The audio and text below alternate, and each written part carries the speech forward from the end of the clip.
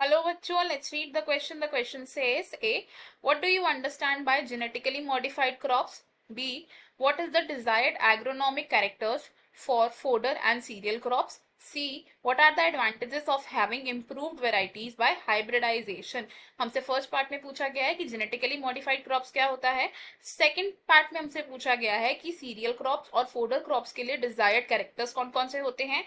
C part में हमसे पूछा गया है कि हाइब्रिडाइजेशन के एडवांटेजेस क्या है. हमारा की कॉन्सेप्ट होगा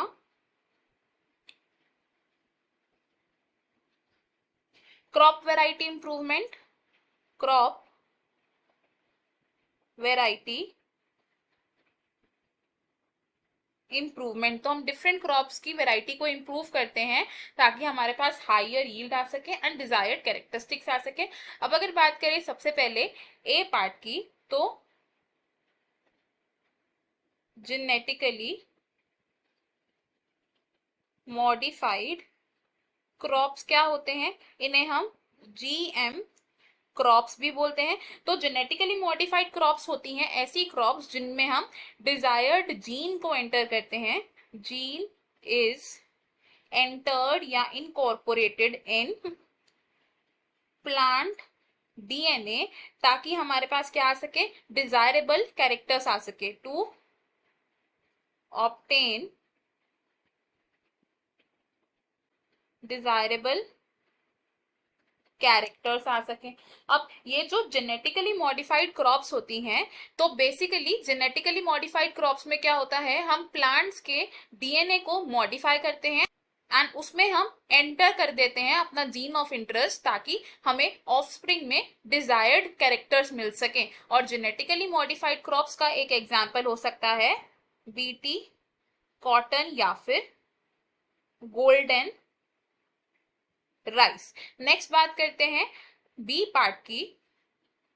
बी पार्ट में हमसे पूछा गया है कि फोडर क्रॉप्स और सीरियल क्रॉप्स के लिए डिजायर्ड एग्रोनॉमिक कैरेक्टर्स कौन कौन से होते हैं. तो फोडर क्रॉप्स होती हैं वो क्रॉप्स जिन्हें यूज किया जाता है फीड द फार्म एनिमल्स, यानी कि ये चारे की तरह एक्ट करती हैं for the farm animals. And इनके डिजायरेबल कैरेक्टर्स क्या होते हैं, क्या they should be tall with profuse branching, जिसकी वजह से हमारे पास ज्यादा यील्ड हो एंड हम फार्म एनिमल्स को एफिशिएंटली फीड कर पाए. और अगर बात करें सीरियल क्रॉप्स की, सीरियल क्रॉप्स का डिजायर्ड एग्रोनॉमिक कैरेक्टर है कि दे शुड बी ड्वार्फ. क्यों, क्योंकि जो टॉल सीरियल क्रॉप्स होती हैं वो हाई विंड कंडीशंस में फॉल ऑफ हो जाती हैं एंड वो खराब हो जाती हैं. तो जो ड्वार्फ वेराइटीज हैं सीरियल्स की वो इजिली फॉल ऑफ नहीं होती हैं एंड ये कंपैरेटिवली लेस न्यूट्रिएंट्स को कंज्यूम करती हैं and they give high yield.